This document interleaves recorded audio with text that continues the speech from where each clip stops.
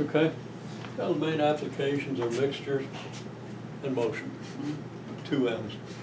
Okay, which is confusing with the exact equation because you never know where M is or N. That's not true. Okay, so applications. For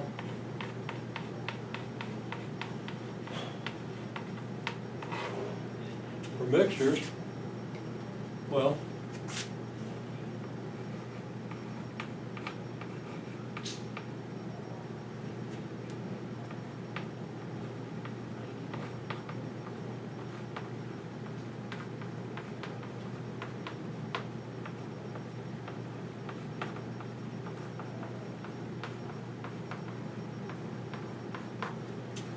monosolute in minus a monosolute out. Okay?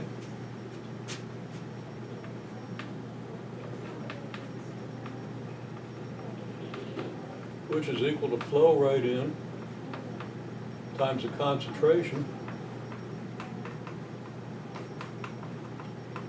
in, right, minus the flow rate out times concentration out. Okay? Concentration out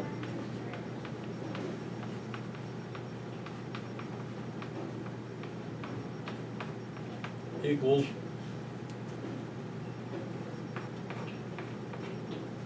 Q over V, where V might be a function of T and it might be constant. Okay? In other words, if you got stuff flowing in and stuff flowing out, but what's flowing in is, you got a greater inflow than outflow, or a greater outflow than inflow, your volume is going to change. Yeah. So you gotta be able to deal with that. Okay? So what you have is, in any case, dq dt equals rate in times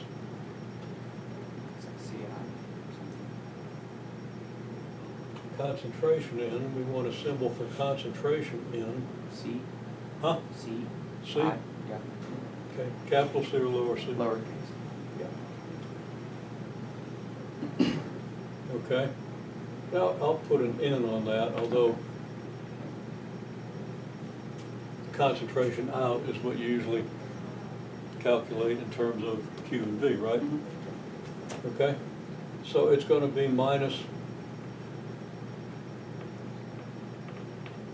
rate out times Q, and in general, V is a function of T. Now, the rate in might be a function of T. Concentration in might be a function of T. Okay? Rate out might be a function of T. Okay? So that could complicate the equation tremendously. Yeah. Okay?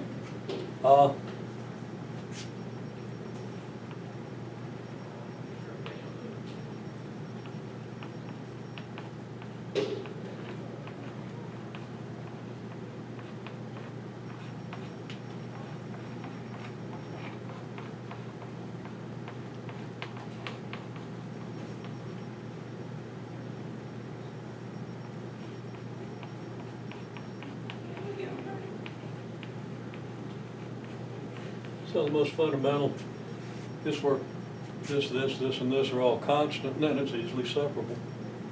Okay? And I'm not going to write out what you get, you can separate. Okay? If some of these are functions of T, might not be so separable. Okay? Because of course Q and T are variable, and just might end up something else, right? And you got to deal with it. Okay, but that's really all there is to it. Okay. And then, of course, the questions you have to answer once you get your Q of T function. Okay? So solution Q of T is going to have an arbitrary constant. And if you have the initial conditions, and I'm not talking about that because you know how to handle that. Okay? Now you get a function. Q of T is a function and then you use that function to answer whatever the questions are. Okay? And you've had a wide variety of those, so, and you say you think you're in pretty good shape on that, so hopefully you're right. Hope so. Okay?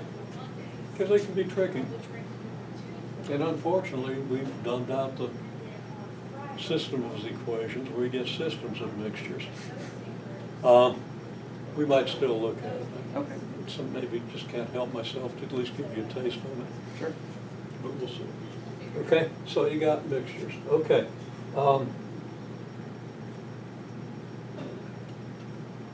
And we dumbed that out with the unfathomable blessing of our transfer institutions, some of which are outstandingly excellent institutions.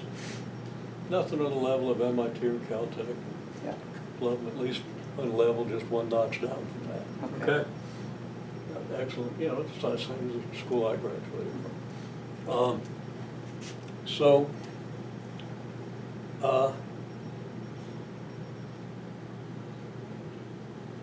okay, that's that. Now, we have motion.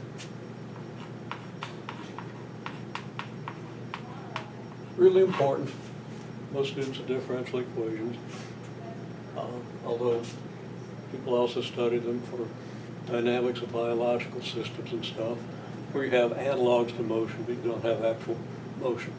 Even though the critters you're studying might be moving around, you don't analyze their motion in space, you know, their position functions and stuff. You might analyze the way they migrate and stuff, and you've seen some of that. Okay, so anyhow, motion, your first principle is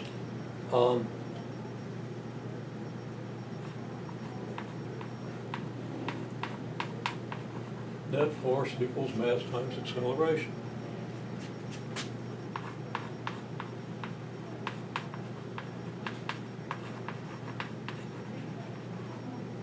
Newton's second law.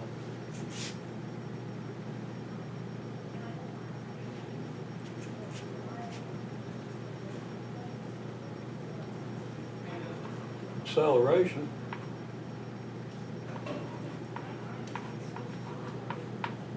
is a rate of change of velocity.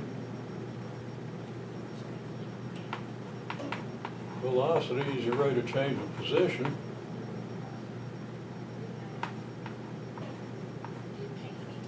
So acceleration is the second derivative of velocity with respect to position, and second derivative of velocity with respect to position. Second derivative of position with respect to time, and that's x double. We generally do that with x double prime. So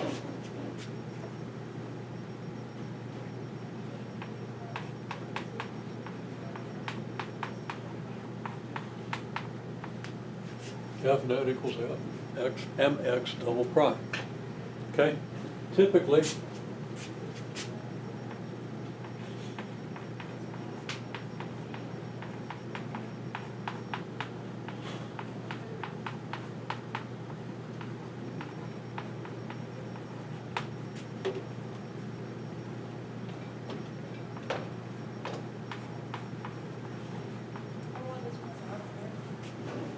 net force is some applied force plus a drag force. Okay? For the applied force, like for freely falling body, is just the force of gravity. Okay? And the drag will be something that depends on V. Okay?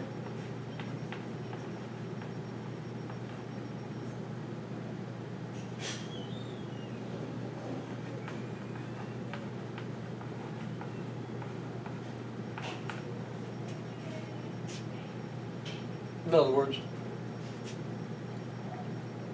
stick your hand out a car window and accelerate from 0 to 180 miles an hour. See how long you keep your hand there. Yeah. You get a gentle flow, you know, up to about 30 miles an hour, and then it starts getting a little turbulent. Yeah. And then it gets kind of real turbulent. And yeah, when you get out around 180 miles an hour, well, you don't really want to have your hand out the window. Yeah. You don't want your window down. Yeah. Okay? And you don't want to go 180 miles an hour unless you're someplace where it's legal and safe to do that. Okay. It's almost never safe to do that. Yeah. Okay, so stay away from 180 miles an hour, but you get the idea. Okay, 60 miles an hour, 70 miles an hour, you get the idea. And the drag force increases rapidly. Okay? And you might not really feel the rapidity up to 30 miles an hour, but between 30 and 60, you'll feel, oh, what is it? Starting to build real fast, right? Okay? F drag depends on V, okay? And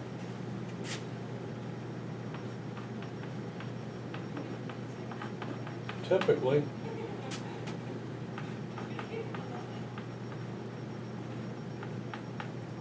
and it's negative because it's in the direction opposite your velocity. If you're moving that way, the drag force is pushing on you this way. So it'll be negative, and I never do remember what symbols the book uses. Symbols, but a lot of different authors have used different symbols. Okay? So I'm going to just use gamma, V, although I kind of suspect gamma might go with V squared.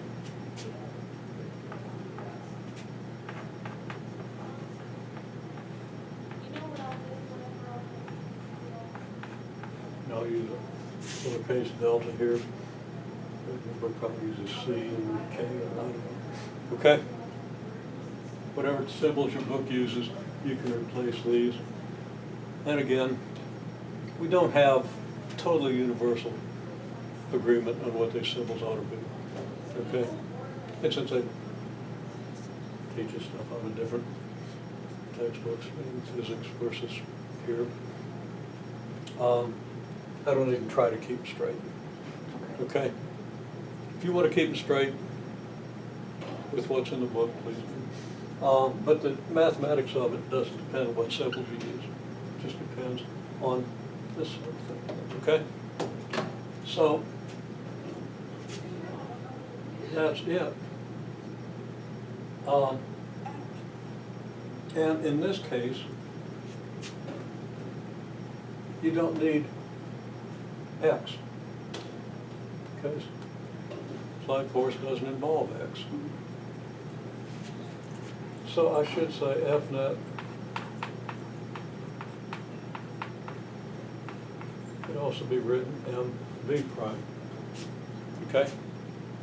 And remember that your V prime could be V dV dx. Okay? If you want this in terms of X. Okay, and that gets really interesting in second order. Anyhow, in this case, you're going to have some, and F applied is generally constant. Okay, doesn't have to be. It could be a function of T. Okay, but in most of the cases you see, unless I want to throw in a bullet on one of the problems that says, what if F applied is increasing or decreasing according to some linear function or exponential or whatever? Then that changes the nature of the equation, and you've got to know how to deal with it. But it's going to change the nature of the equation in a way that the equation is still one you know how to deal with. Okay? But mainly, you're going to be able to get by okay by knowing what to do when F applied is constant. Okay? So I'm going to say F applied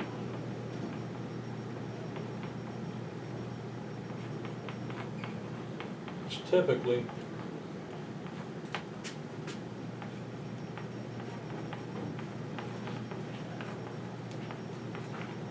but not always constant.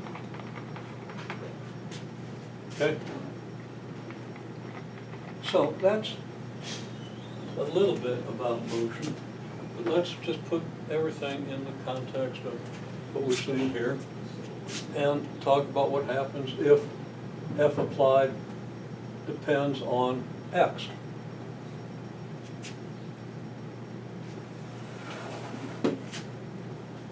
So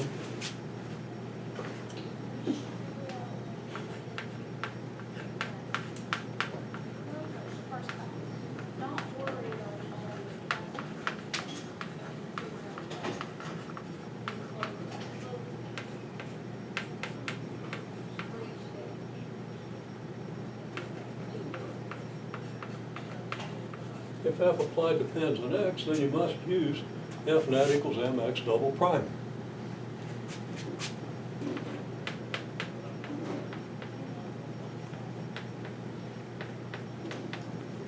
Okay? Which is second order.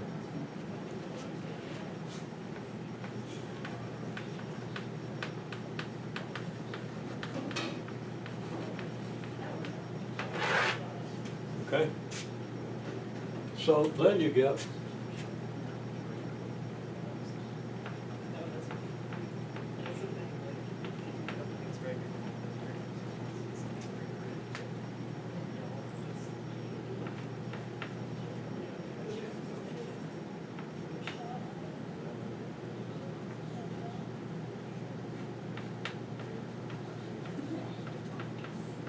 typically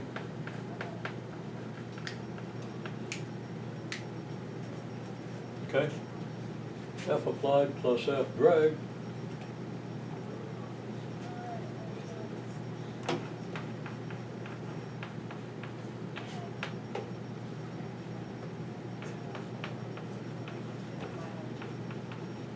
typical F applied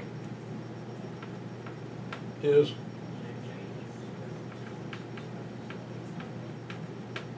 the linear restoring force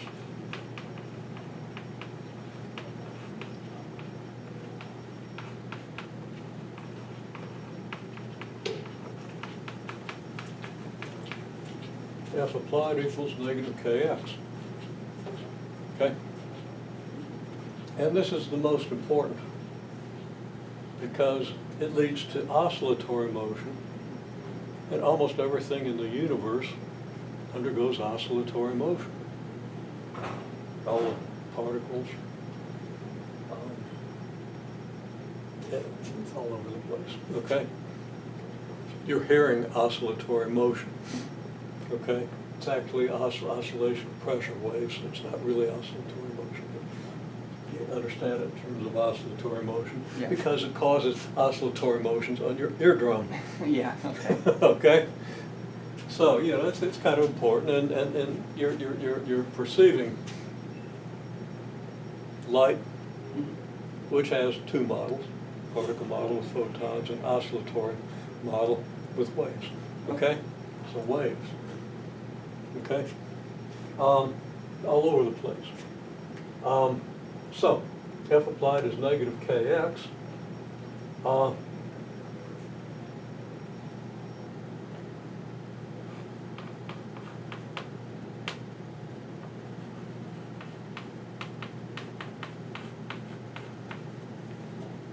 Now that would be a simple example, okay?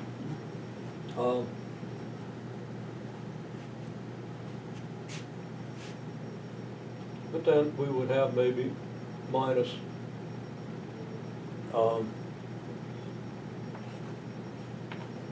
gamma V, okay?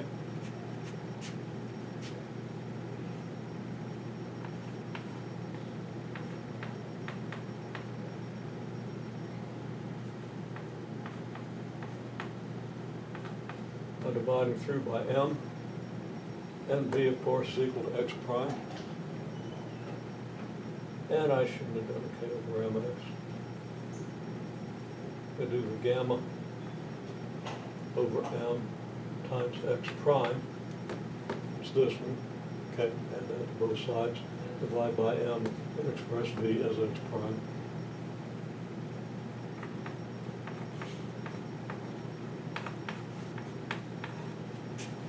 And you have this, right? And that has easy solution. You're going to get R squared plus M over MR plus K over M equals 0.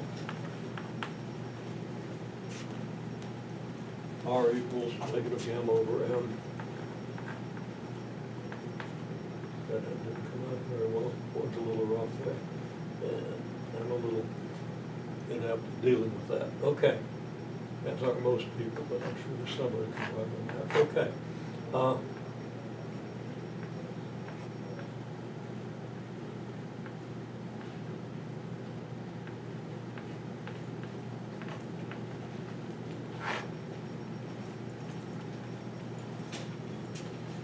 have this, okay? We know that this could be positive or negative, okay? If K is much bigger than gamma, I mean, if K is large compared to gamma, they're not measured in the same units, but if K is large and gamma is small, like for a pendulum in air, you Okay. get oscillatory motion because that's negative and you're going to have the e to the I theta thing, okay? But you're also going to have like a e to the negative gamma over 2m here, okay? Which is an exponentially decreasing quantity multiplied by the oscillatory motion. So you have oscillations that get smaller and smaller and smaller. And if you put a pendulum in water, it'll go back and forth a few times, but much less each time. Okay? Okay. So it's kind of a neat picture. And the solution shows you that. Okay? And it's very straightforward. They got to do a little algebra over here, some rearrangement stuff. Okay? And basically what you do is you factor a gamma over m out of this, which will get rid of your gamma squared over m squared. Okay? And you just have the e to the negative gamma over m as a factor of the whole thing, and review it a little bit.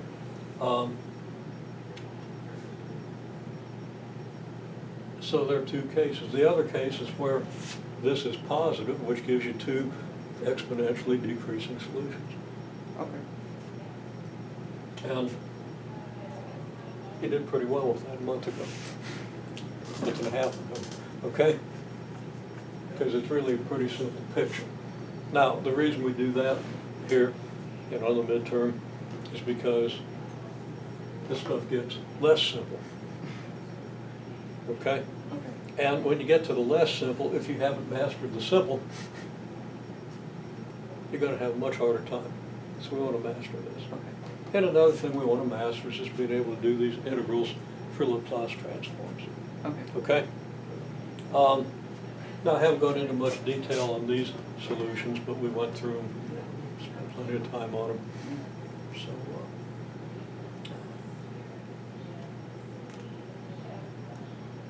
if your drag force is a linear function of V, solutions are often simpler than if they aren't.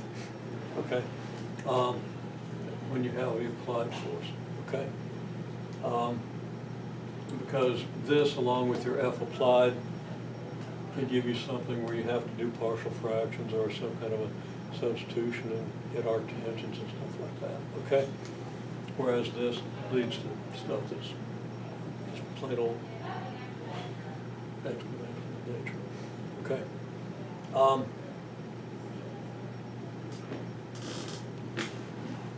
In both cases, if F applied is constant, you get a separable equation. If F applied isn't constant, then all bets are off. Okay. It depends on what F applied looks like. And it can get more complicated, but it isn't always more complicated. Okay? But it's usually not separable anymore.